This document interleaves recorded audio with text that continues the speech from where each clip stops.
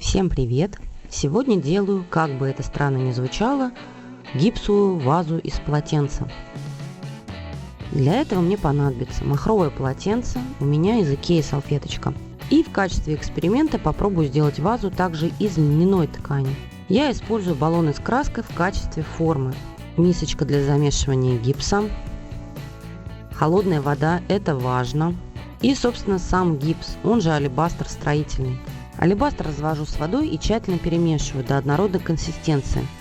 С алебастром нужно работать быстро, так как он тоже очень быстро застывает. Консистенция раствора должна быть как жирные сливки. Уже не вода, но еще не сметана.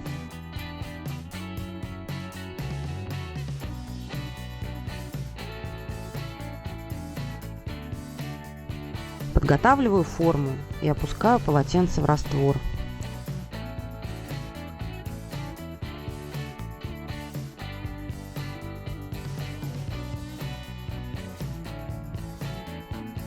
Даю полотенцу полностью промокнуть, слегка отжимаю от лишней жидкости, укладываю на форму и расправляю складки.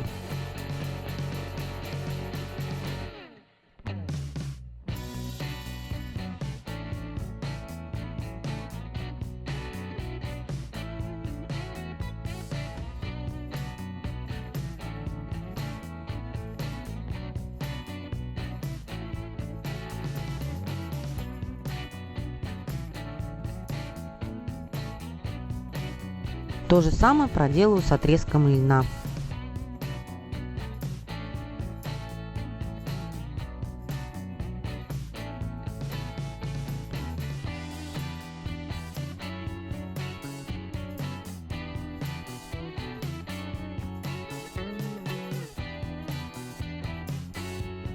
Оставляю до полной просушки. Вот прошло около 20 часов. Вазочки высохли. Давайте посмотрим, что получилось. Ваза из махрового полотенца очень твердая, как будто и вправду фарфоровая. Очень здорово получилось, мне понравилось.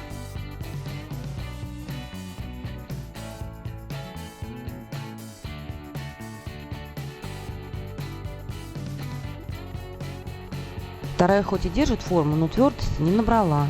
На ощупь пружинит. Может, если ее покрасить и покрыть лаком, то она будет пожестче. Подумаю, что с ней сделать потом, а пока займемся первой вазой. В принципе, ее можно оставить и белой, но мне захотелось потрепанности, что ли. Использую эмаль металлик, цвет медь. Красить буду губкой. Аккуратно впрыскиваю эмаль в емкость, которую потом не жалко выкинуть. Набираю краску на губку и легкими движениями прохожусь по выпуклостям вазы.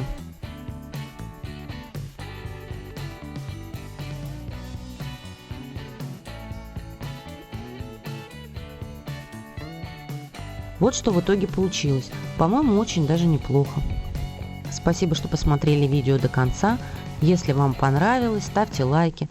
Если не понравилось, дизлайки. Главное, не оставайтесь равнодушными.